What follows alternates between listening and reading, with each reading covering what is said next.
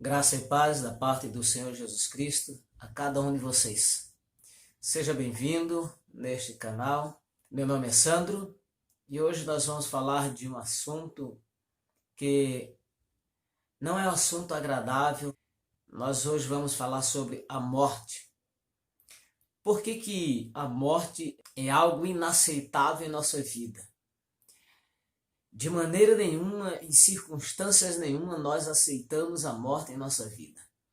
Por mais difícil que a vida seja, nós não queremos morrer. Embora algumas pessoas tenham atentado contra a própria vida, mas é uma decisão muito difícil que essas pessoas têm tomado. Até ela chegar a essa decisão de tirar a própria vida, eu acredito que ela pensou milhares e milhares de vezes e por muito tempo para chegar a essa decisão. Porque a morte é algo inaceitável. Nós não aceitamos a morte de um ente querido, de um pai, de uma mãe, de um esposo, uma esposa, de um filho, de qualquer parente nosso. Então, por que será que é algo tão inaceitável? Eu quero ler para você um texto da palavra de Deus, e esse texto aqui vai responder essa pergunta, que se encontra em Eclesiastes capítulo 3, o verso 11, que diz o seguinte: tudo fez Deus formoso no seu devido tempo, também pôs a eternidade no coração do homem, sem que este possa descobrir as obras que Deus fez, desde o princípio até o fim. Aqui está a resposta, querido, para essa pergunta. Por que a morte é algo inaceitável? Simples. Deus, quando nos fez, Ele nos fez para sermos eternos. Deus, Ele não nos fez para morrermos. A morte é uma intrusa em nossa vida. A morte é a consequência do pecado. Então é por isso que nós não aceitamos de maneira nenhuma a morte, porque Deus colocou em nosso coração o desejo para viver, o desejo pela eternidade. E nesse estudo de hoje eu não quero me demorar, porque eu já tenho 2 outros estudos falando sobre este mesmo assunto.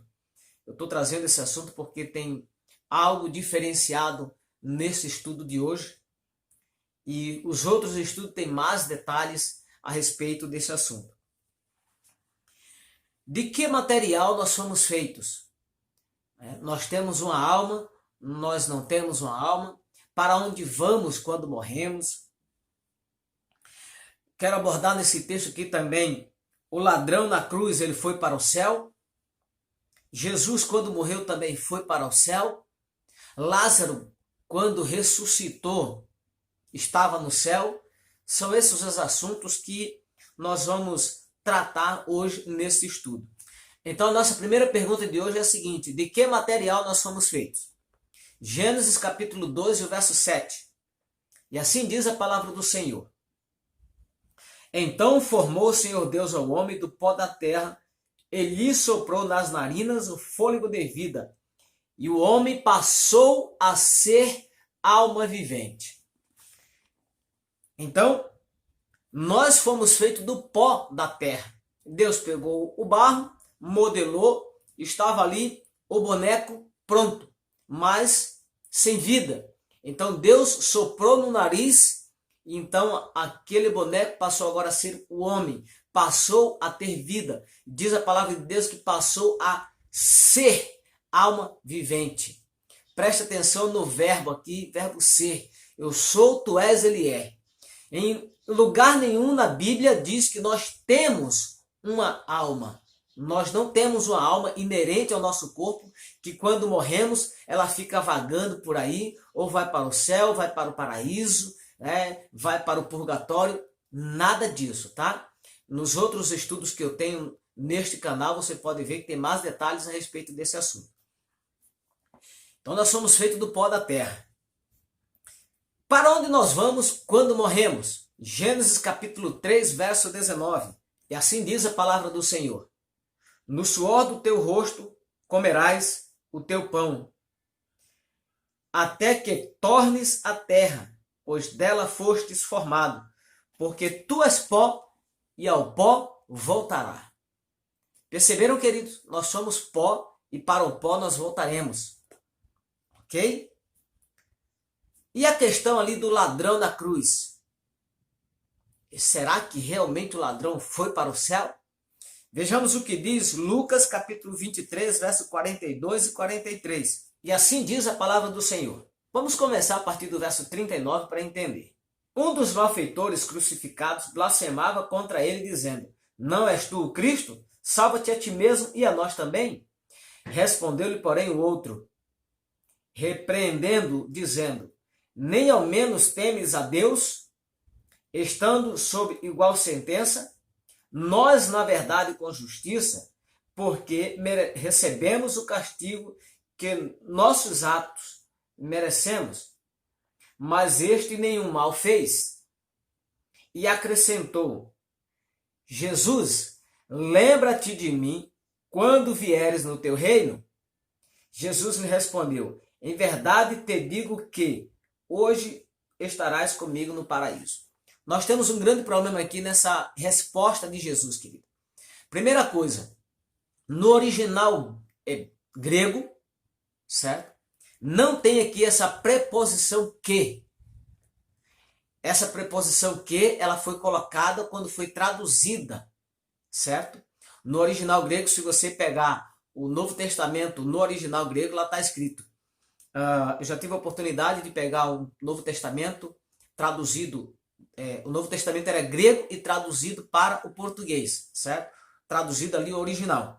E lá diz o seguinte: Em verdade te digo, hoje estarás comigo no paraíso. Não tem essa preposição que. Outra problemática que nós encontramos aqui é a vírgula, certo? Onde nós colocamos a vírgula, isso vai mudar o sentido da palavra. Em verdade te digo, hoje, vírgula, estarás comigo no paraíso. Se eu coloco essa vírgula antes do hoje, muda todo o sentido da frase. Em verdade te digo, vírgula, hoje estarás comigo no paraíso. Agora, como entender isto aqui? Primeira questão. Preste atenção na frase do ladrão. O ladrão não estava pedindo para ir para o céu naquele momento. Olha, eu vou ler de novo aqui o verso 42. Vou ler só a frase do ladrão. Diz o seguinte: Jesus, lembra-te de mim quando vieres no teu reino. Sabe o que dá a entender aqui, queridos? O que eu entendo aqui com a frase desse ladrão, com o pedido dele? Na verdade, ele fez um pedido. Este ladrão sabia do retorno da volta de Jesus Cristo. Sabia que Jesus Cristo ia voltar a segunda vez, o segundo advento. E ele faz um pedido para Jesus: Senhor, quando o Senhor vier no teu reino, lembre-se de mim. Ele estava falando aqui da segunda volta de Jesus Cristo, querido. E Jesus afirma para ele: estarás comigo no paraíso. Ali naquele momento, Jesus fez uma afirmação para ele, que quando ele voltasse no seu reino, o ladrão estaria com ele no reino dele, no paraíso. Jesus não garantiu para ele que ele iria para o céu naquele momento. Até porque nós vamos ver agora se Jesus foi para o céu quando morreu.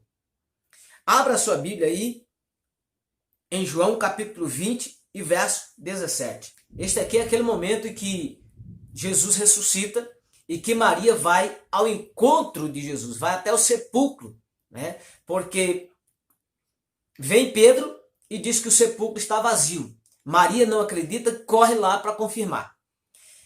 E chegando ela encontra o túmulo vazio. Eu estou aqui resumindo a história para não ler todo o texto. E se põe a chorar. Ela vê alguém ali no jardim, mas não o reconhece. Só reconhece Jesus quando Jesus pronuncia o nome dela.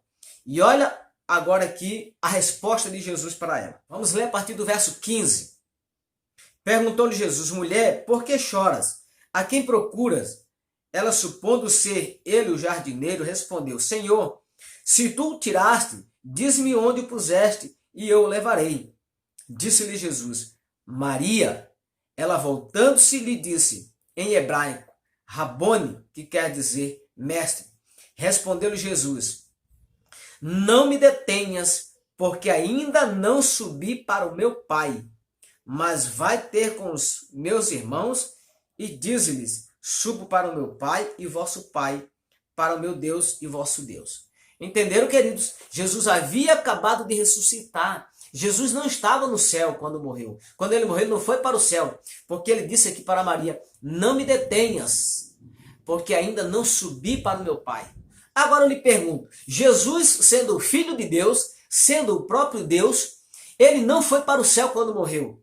E por que que o ladrão, um mero pecador, teve esse privilégio? Não pode, queridos. Isso é inaceitável, isso é impossível. O ladrão está salvo? Está. Mas ele está na sepultura aguardando a primeira ressurreição, que é a ressurreição dos santos. Olha o que diz também 1 Tessalonicenses, capítulo 16 e 17. Eu não vou ler, só vou citar os textos, tá? Lá o apóstolo Paulo diz que os mortos em Cristo ressuscitarão ao ressoar da última trombeta. Este momento ocorre na segunda vinda de Jesus Cristo. O mesmo Paulo, em 2 Coríntios, capítulo 15, versos 51 e 53, fala a mesma coisa. Diz que quando soar a última trombeta, os mortos em Cristo ressuscitarão com um corpo de glória, porque esse corpo que é mortal precisa receber a imortalidade, ser revestido de imortalidade. Esse corpo corrupto vai receber a incorruptibilidade, certo? E Mateus diz que na volta de Jesus Cristo, todos os anjos irão recolher, irão ao encontro dos salvos. Lá também diz que as sepulturas irão se abrir para que os mortos ressuscitem. Então, queridos, qual é o sentido de o cristão quando morrer ir para o céu? Ou eu fico com essa tese de que ao morrer eu vou para o céu, ou eu fico com a tese da ressurreição dos mortos. Não dá para aceitar, não dá para ficar com as duas coisas.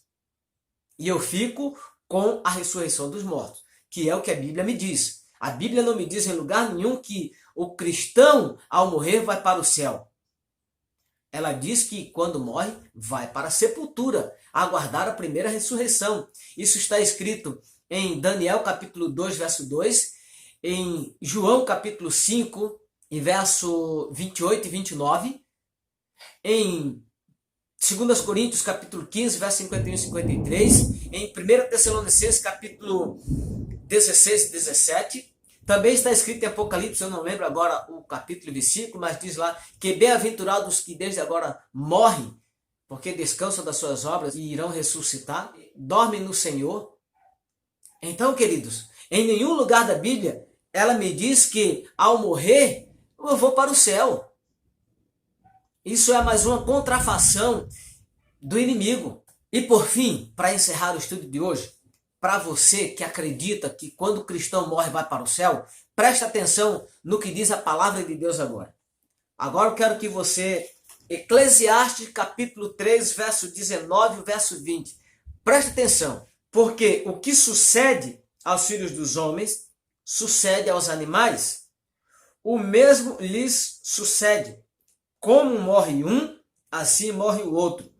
Todos têm o mesmo fôlego de vida, e nenhuma vantagem tem o homem sobre o animal, porque tudo é vaidade. Todos vão para o mesmo lugar, todos procedem do pó, e ao pó tornarão. E agora, querido, você acredita que quando o crente morre vai para o céu? E a palavra de Deus que diz que como morre um, morre o outro. Para onde vai um, vai o outro. Então, se o cristão, quando morre, vai para o céu, o animal também, quando morre, vai para o céu. E agora? A palavra de Deus está dizendo que vão para o pó da terra, o homem e o animal. Com quem você vai ficar, querido? Preste atenção, querido. Estude a palavra de Deus. Não engula tudo que lhe diz. Não acredite em tudo aquilo que lhe dizem. Inclusive no que eu estou falando para você agora. Pegue sua Bíblia, se você tem a Bíblia, pegue sua Bíblia e analise, estude a fundo. Ore a Deus, peça sabedoria, peça para lhe revelar a verdade. E Deus vai lhe revelar a verdade. Se é esse o desejo do seu coração, conhecer a verdade e seguir a palavra de Deus, única e exclusivamente a palavra de Deus, eu convido você a orar comigo neste momento, pedindo a Deus que lhe dê sabedoria, que lhe dê entendimento e que lhe mostre a verdade cristalina. Grande Deus e Pai, obrigado, Senhor, pelo o dom da vida, obrigado pela salvação em Cristo Jesus, obrigado, Deus, pelo perdão dos nossos pecados, obrigado, Pai, por sermos e termos o privilégio de sermos considerados e chamados de teus filhos, Senhor. Perdoe, ó Deus, os nossos pecados. Abençoe, ó Deus, essa pessoa que ora comigo neste momento. Eu te peço, ó Pai, que o Senhor lhe dê sabedoria, que o Senhor lhe dê entendimento, que o Senhor, ó Deus, tire o engano que porventura essa pessoa esteja passando, Deus. Que teu Espírito Santo revele a verdade para os teus filhos, os teus fiéis e sinceros filhos, ó Deus. Não permita que eles sejam enganados, ó Pai.